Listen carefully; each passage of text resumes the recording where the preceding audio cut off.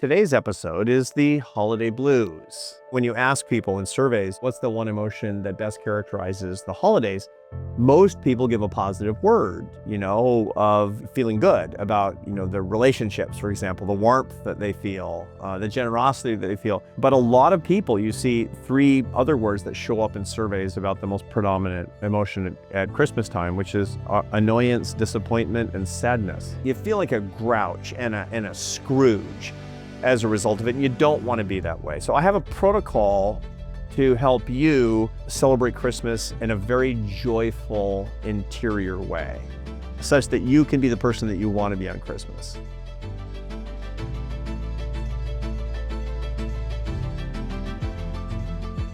Hey friends, welcome to Office Hours. I'm Arthur Brooks. I'm your host, dedicated to helping you with a better life, full of more love and more happiness. That's what people tend to talk about this time of year anyway, isn't it? Merry Christmas to those of you who celebrated. Happy holidays to all of you. This is the end of the year, which people are talking about how they can have better relationships, how they can have fun together, and everybody's in a mood to, or at least they feel like they should be in a mood to be happier than they would be any other time of the year. So for some of you, that's maybe not so easy. Today's episode is the holiday blues. It's the tough time that people have at Christmas or the other end of the year holidays. And if that's you, what you can do about it. And if it's somebody that you love, how you can actually help them. That's what I want to talk about here today. Now, as always, please do feedback. I love hearing from all of you. It's very easy to reach me. The email address is officehours@arthurbrooks.com. Don't forget to leave a review of the episode so that we can get your opinion on this at Spotify or Apple. And subscribe to the platform of your choice. Also leave comments. We love the comments. We read the comments. We react to the comments. Okay, so difficulty with the holidays that people actually feel. I see this all the time. I talk to people constantly who will confide in me that it's a hard time of year, not an easy time of year. That's what the holiday blues are actually all about. And, one of the things that when you talk to mental health professionals is that traffic in and out of therapist's office and psychiatrist's office tends to be higher during the holidays and not lower. And if this were a uniformly happy thing, then this would be, Christmas time would be the ultimate antidepressant. But in point of fact, it's not. It actually pushes a lot of people in the other direction. And when you ask people in surveys, what's the one emotion that best characterizes the holidays? Most people give a positive word, about feeling good about, their relationships, for example, the warmth that they feel, the generosity that they feel. But a lot of people, you see three other words that show up in surveys about the most predominant emotion at Christmas time, which is annoyance, disappointment, and sadness. So I want to talk a little bit, if that's you or somebody that you know, what you can do about it, how to understand why the holidays are so hard for some people, and what you can do if that's afflicting you. Now, I find in my research and what I see in the work that other social scientists do is there kind of three reasons that people feel a lot of holiday blues. Number one is that holidays never seem to live up to the past. What you're experiencing was always better in the past, and so it's disappointing. It's disappointment. Second is bad memories, is trauma, some bad things that actually happened in the past and that taint it right now. And so therefore that's sadness. That's sadness that overtakes. And the last is feeling just really overwhelmed and annoyed at, the spirit of the season and this pressure to actually put on a happy face, to decorate your home, to listen to constant recordings of Frosty the Snowman in the CVS and hum along and so those are the three reasons that those three big words keep showing up again and again and again, which is annoyance, disappointment, and sadness. And I want to take them one by one, starting with disappointment, understanding, what actually is going on, why people feel disappointed, what you can do about it.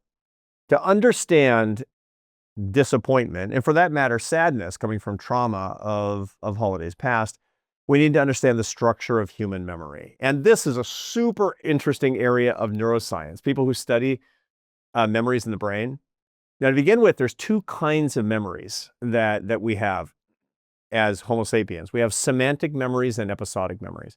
Semantic memories are general. They're knowledge that you gain and keep about certain things. So a semantic memory of Christmas would be, it's a certain time at the end of the year in late December, and when it's usually cold, and when people get together and they have a really nice time and give each other presents. You know what Christmas is. Your knowledge of what Christmas is a semantic memory. Now, not only Homo sapiens have semantic memories, your dog has a semantic memory. It knows where its food dish is. That's a semantic memory. It's just a knowledge about something. Then there's episodic memories, and this is a lot more human. This is the photo album in your head. This is the video library that's in your head of things that have happened that you recorded and that you remember, specific things that you remember. And for Christmas, this would be that time that you got nothing but underwear from your family that Christmas, or that Christmas when Uncle Fred got really drunk and barfed in the front yard and beat up the neighbor and got arrested. Or it's a memory of a Christmas past is an episodic memory. Those two things actually work together. Why? Because episodic memories and the way that we maintain them and the way they get corrupted, more on that in a second, is what affects semantic memory. So your impression of Christmas might actually be a product. Your impression, your knowledge about Christmas is affected by all the memories that you have about specific Christmases in the past. You get the point that I'm trying to make, obviously. Now, to begin with, your episodic memories, that library, that video library, it's quite inaccurate. And there's a ton of research on this, that what you remember about Christmases in the past actually didn't happen. And it sort of happened. It was truthy, but it's not really what happened quite accurately. And there's a ton of research on how episodic memory gets corrupted. For example, there's a number of studies that ask what happened on a particular date. So I could ask you, what happened on 9/11? I mean, not what happened historically, but what happened in your life? What was going on in your life at 9/11? What did you see? How did you experience the news of the terrorist bombings on 9/11? And what you say is most likely not going to be very accurate. So people will say, I saw this, I did this, I talked to this person. And if you really do have accurate records of what happened that day, you'll find that it diverges quite a lot. And people are shocked when they see that their accounts of a particular date differ so much from what really happened on that date. And they say, no, people will often think that the historical record is wrong, that their memories are right, but it's not true. It's not the case. There's a whole bunch of reasons that your memory actually changes. And this is why you can't rely on memories from decades ago of witnesses to a particular crime. That's the reason that it's unreliable evidence, people's memories from a long time ago. The hippocampus of the brain, where episodic memories are stored, that's kind of like the library where the volumes are being inserted. Experiences that we have and the passage of time goes in and it moves all the books around. Any episodic memory that you have of a particular event, Christmas 1988, for example, is actually a bunch of little memories of little episodes that are stored in different places.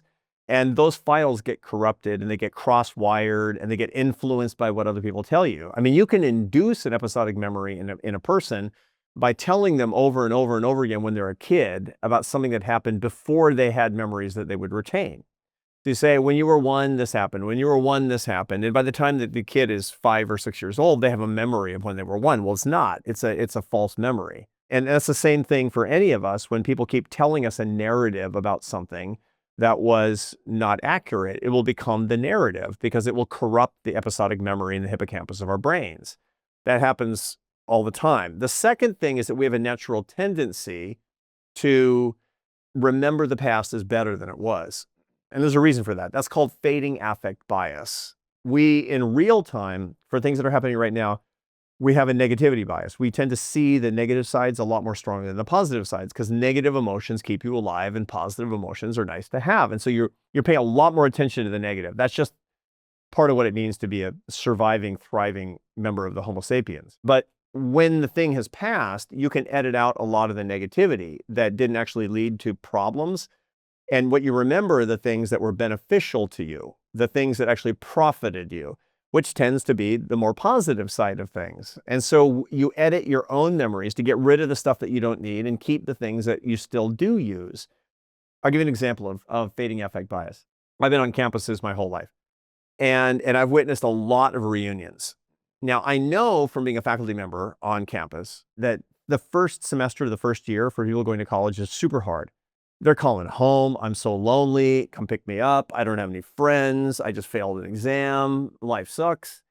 But when they get together for the reunions 10 and 20 and 30 years later with the people they met during the first semester of their first year of college, it's all like, it was so great. It was the best time of our lives. It was so wonderful. If only life could still be like that. What's the difference? And the answer is the fading affect bias is a process of editing their own hippocampus, their own set of episodic memories, getting rid of the current misery that they had and keeping the knowledge about their friends, which is almost all positive. That's how it works. It's what they learned and what they benefited from is the remaining memory. And so the result of this, all of this altogether, is that we tend to have episodic memories of Christmases in the past as better than they actually were, because you don't remember the conflict around the table. You don't remember the fact that, Aunt Marge got a fish bone stuck in her throat and it was scary. And you don't remember that Uncle Fred actually got in a fight with a neighbor. Or if you do, it actually seems funny to you because it turned out okay in the end. And it was pretty unpleasant at that particular time when, you got into a shouting match with somebody, but it turned out to be okay. And so you edited that out. You edited out the part that made you want to cry on that particular day. And the result is your library of Christmas days in the past is a library of lovely memories. It's kind of snapshots, it's Polaroids, it's Christmas cards. Those are a good representation of your edited episodic memory of Christmases past. What are you comparing those to? You're comparing those to Christmases right now, this Christmas, when you're sitting around with your family. And guess what? It's an actually accurate experience of human life, which is a bunch of good and a bunch of bad, all happening at the same time. A combination, a tossed salad of positive and negative emotions being experienced in real time in the limbic system of your brain. And you're doing a cost-benefit analysis of the experience that's quite accurate right now and comparing it to one that's quite inaccurate from before. And the conclusion you come to is Christmases were a lot better in the old days. This is why people always say the old days were better, as a matter of fact. But holidays in particular seem like they were more fun, they were more warm, they were more wonderful, they were sweeter. But that's not true, actually. And it's very helpful for you to understand what I'm talking about right now. It's very important. Not that I don't want to ruin your memories of, 1978, but I want you to be accurate about them and to say, look, I remember these really good things, but I know there were some things that weren't so good too. And what I'm experiencing right now is what I'm going to remember later, probably mostly in terms of the nice things that are happening right now. That you shouldn't go through life being disappointed because the current seems worse than the past. You should go through life with a body of knowledge about the way that memory actually works. This is how knowledge is power. This is how the science actually gives you power. And then you can chuckle to yourself. I'm going to edit out all the bad parts of this day. And all the bad parts of this day, they were happening back in the old days too. And it's actually okay. It won't solve the problem entirely, but I guarantee you, this has really helped me a lot. That you will realize that it may feel like the present never lives up to the past, but in point of fact, the present does live up to the past. Here's the second problem, which is sadness. And sadness around the holidays is often based on trauma. I'm not, a super believer that all of our destiny is based on childhood trauma. I'm not of that school. And I'm not of that school because I don't think the research actually supports it. Everybody has some trauma in their lives, some people a lot more than others, but most people actually have tremendous post-traumatic growth. And that's an important thing to keep in mind. But there are experiences, particularly around the holidays, that can really stick with you because of the salience of the holiday itself and give you a sad reminiscence. You can't get beyond it with fading affect bias because there just weren't good parts about it. That are the only parts that can remain. If there's nothing good about it, you're not going to remember any good parts. You're going to remember like every Christmas. I talk to people who say, the only thing I remember about Christmas is my mom, locked in a room saying, I hate Christmas or something. Mom always crying or dad always drinking too much or just again and again and again. And that builds an authentically bad library in your brain. The episodic memory is stocked. And what that does is that then affects the semantic memory. The overall knowledge of the holiday is built on this big library of really, really negative events over and over again. And thus you have a conclusion. The conclusion semantically is Christmas sucks. Christmas is sadness. Christmas is a burden. that can be a big problem for people, because what that does is it biases you toward having that exact same experience, or God forbid, it makes it so that you'll never actually go out there and experience Christmas anymore. You'll avoid it. You'll have avoidant behavior of the holiday.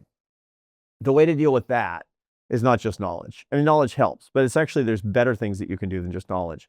And that's actually editing your memories. Editing your memories. And you can absolutely do this. And there's a ton of research on this. And I'm going to put in some things into the show notes from articles I've written about this in The Atlantic and elsewhere, about how to edit your own memories. And here's a couple of examples of this. You can edit your memory of something that was really kind of sad and traumatic as actually being funny. And I learned this from, one of the guests on this show, and a great friend of mine, Rainn Wilson. He was on a few months ago. And, Rainn had a really hard childhood. He's talked about this a lot. He talked about this publicly. His family broke up. His mom left the family when he was 2. And holidays were hard and sad, as you can imagine. But he noticed something when he was a kid, that when he was feeling especially depressed and sad, that if he said something funny, which he was good at, I mean, Rainn Wilson is super funny, that everybody laughed and he felt better. And this is an idea that you can actually take. Be Rainn Wilson. If you have bad memories, think about those memories not as sad, but actually as funny. That's why professional comedians, they're often very screwed up. They often have a very bad past. What they do full time is they joke around a lot about how screwed up their childhoods were. Have you ever noticed this? What are they doing? They're doing memory editing right there. Not to say that the bad thing didn't happen. No. You're not going to, burn the books in your episodic library. What they're doing is they're looking at these things, they're turning it over in their minds to realize how unbelievably funny these things are. And they're super funny. You make fun of the fact that mom would, run to her room and slam the door and be, I hate Christmas. You can make it into a pretty good joke, actually. I mean, can you? I don't know. It seems funny to me right now. I don't know why. Anyway, so reframing is really important thing. Another reframing technique that works incredibly well for editing your memories is asking this: not what did I suffer, but what did I learn? Not what did I suffer, like how bad that was, but what did I learn as a result of that? And what did I learn that was wrong, that I needed to unlearn? But thinking of it as this experience and growth, because suffering is an experience in growth. Suffering is your teacher. I've talked about this on the show a bunch of times, and no doubt we'll talk about it more. So how not is your current suffering your teacher, but how is your past suffering your teacher?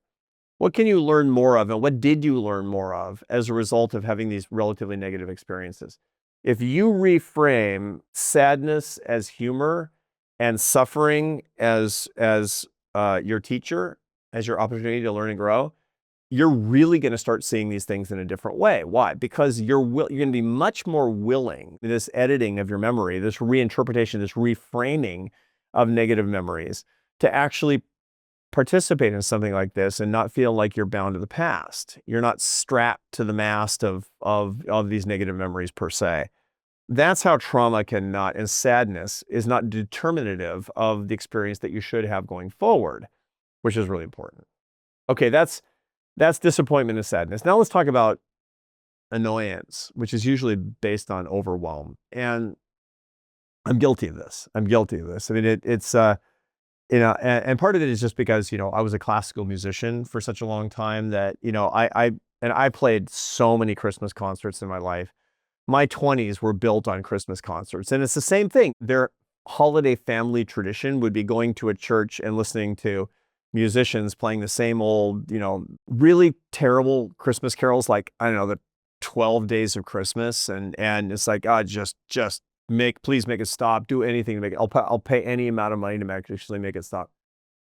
Some are beautiful, but I mean, when you play them enough times, you become really contemptuous of that. And so hearing that and just the crass consumerism, it's just so gross and troublesome for a lot of people. And that's always been me, I'm not gonna lie about it. I've got some sadness, I've got some, not that much disappointment. I got a little bit of sadness for some things, and when I was a kid, but it's no problem. I can get beyond it. But the overwhelm of it really, really bugs me. And I mean, it's to the extent that before I actually was studying anything about behavior, and so therefore I was not managing my own behavior very well. When my kids were little, Esther my wife, she's always had a great attitude about Christmas, and she never had a Christmas tree growing up because she grew up in Spain. They have a pesebre, which is the nativity scene, the creche, and that's what they do for Christmas. And so when she came to the States, she had the Christmas tree. She said, "Oh, this is awesome," and it was a new thing for her when she was in her late 20s is when that started. And so she's all about it. Didn't have any baggage about this stuff at all. She thought it was super cool. And so we have a lavish tree and decorations. And it always kind of bugged me, and I didn't want to decorate the tree, and she didn't know why. And so once on the 27th of December, she had to do something with the kids, and she went out, and I'm like, you know what? Christmas is over, and I took down the tree and I put the tree out by the curb, and I put away all the Christmas decorations. The 27th of December. That's not what you're supposed to do. I mean, 12 days of Christmas means 12 days starting on Christmas Day. And she comes home and is like, "So where's the tree?" Like, "Out by the curb. It's awesome. It's over. It's over. We have 363 days until the next time I have to go through this annoyance." And man, it was not a great day in our family because the kids are crying and she's really mad. And I'm like, yeah, I guess that wasn't a great thing for me to do. But it was really a reflection of my petulance, of my annoyance, of not really enjoying that.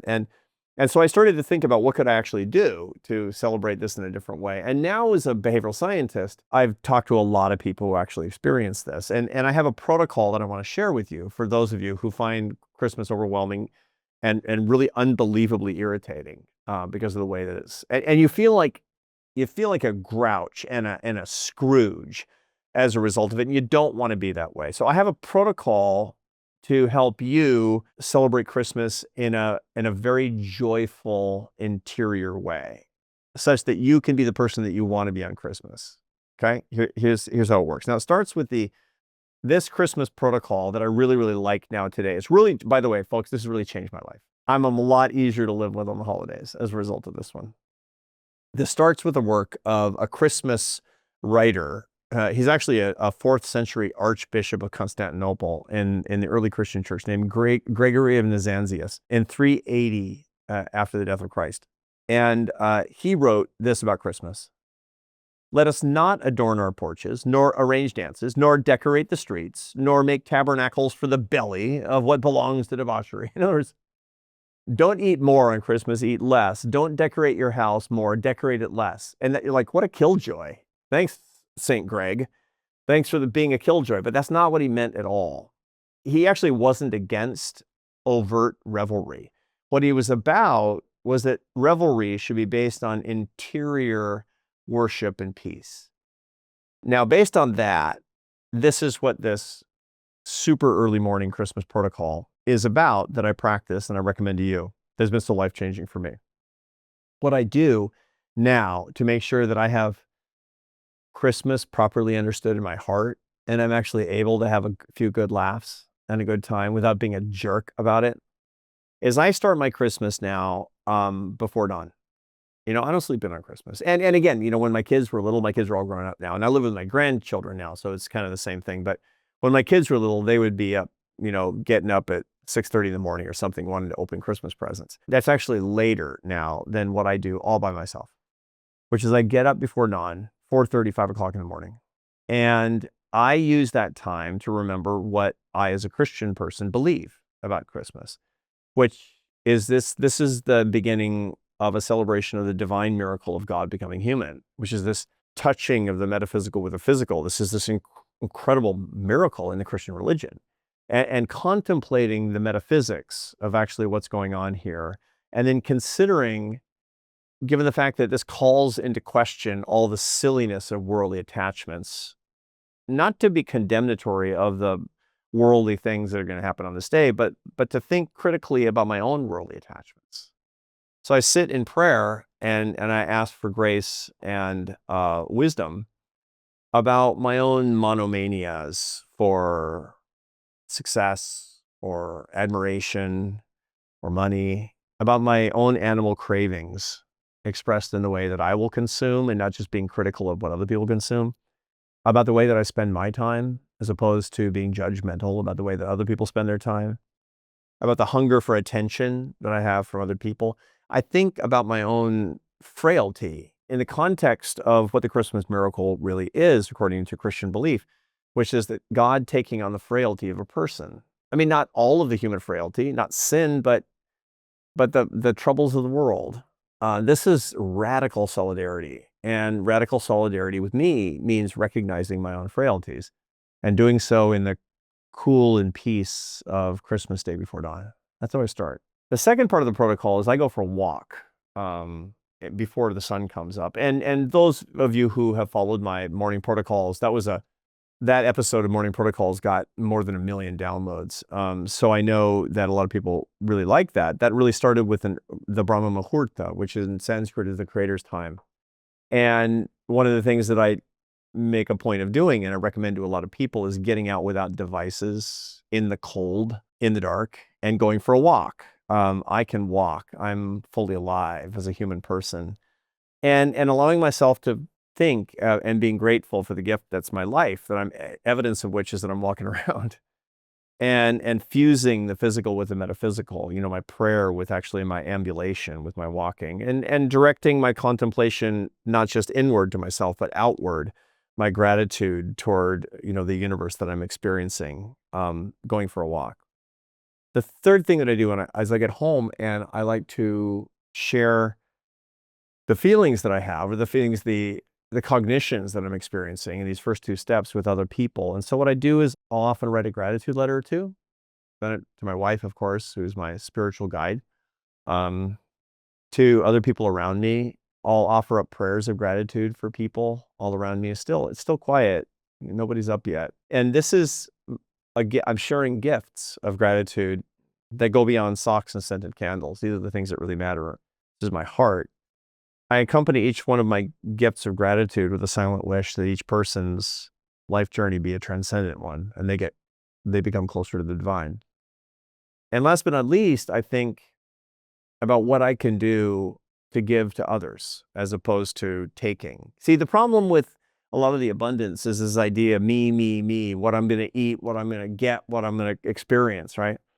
But to think amid the day's abundance about the poorest of the poor and my connection to all of mankind. In Christianity and so many other traditions, there's some version of what in the Christian gospel is Matthew 25:40, as you did for the least of these, my brothers and sisters, you did for me.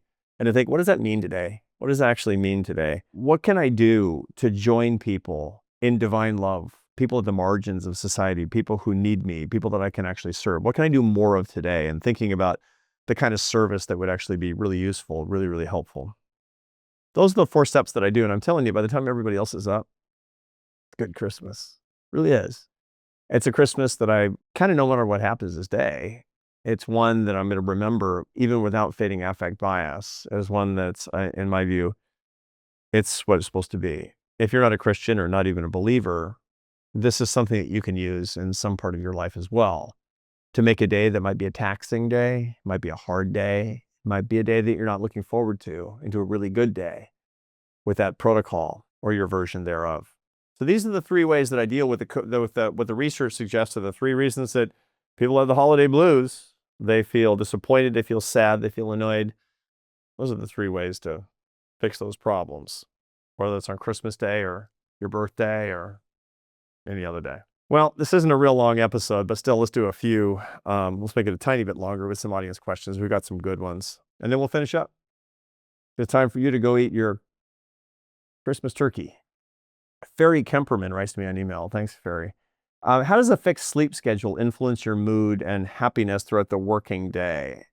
Does this have to do with the alignment of your circadian rhythm? And I take this to mean that there's energy that kind of goes up and down over the course of the day, and whether or not sleep schedules affect that. And the answer is, of course, yes. The truth of the matter is that when your energy, when your sleep, when your fitness, and when your diet are on point, you should have pretty even energy throughout the day. You're going to have ebbs and flows, but and ups and downs, but you should have relatively even energy. If you have radically uneven energy, it's evidence that there's something you actually need to change. So you might be sleep deprived. If you're sleep deprived, then there are going to be times during the day when you're going to want to feel like you're falling asleep, which is why when you go to the doctor to see if your sleep patterns are right, they'll say, do you fall asleep during meetings? Do you feel like you're going to fall asleep when you're driving? And the answer should be no to all of that. And even if you're getting 6.5 hours of sleep a night, which is my average is 6.5 hours. I'm not a great sleeper. I'm never sleepy over the course of the day, in no small part because 6.5 hours is okay, but also because of the way that what I consume, most notably my carbohydrates and my caffeine, are consumed in such a way that they actually don't give me energy spikes. I have relatively even energy. So go back to the morning protocols and a couple of the other earlier shows on how to time your caffeine, notably not taking your caffeine too early, using it to focus as opposed to waking up, making sure you're not having a huge bolus of carbohydrate first thing in the morning, et cetera, so you can even out your energy. And it's not going to be a question of you having weird circadian rhythms. It really is a question of having your diet and exercise and fitness on point. Here's an anonymous email question. I love this question. I'm a 40-something. I'm assuming he's talking about his age. I'm a 40-something orthopedic surgeon at the top of my game. Good for you. Love it.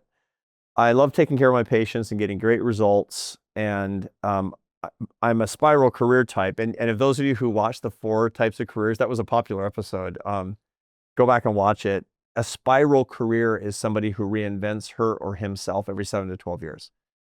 He says, I'm a spiral career type and I'm getting bored. I've always wanted to write and teach. My question is, how do I walk away from the patients who rely on me or a generous salary for my wife and kids to take care of them? How do I do that when I know that I'm burning out on being a doctor and I think I want to do something else? Yeah, I get it. I mean, life is complicated. It's not just as simple as saying, yeah, I'm spiraling out. Bye, honey. I've decided to become a history teacher, even though you put me all the way through medical school. We've got a big mortgage and private school tuitions, et cetera. Usually this means for spirals who have certain constraints is staging your spirals.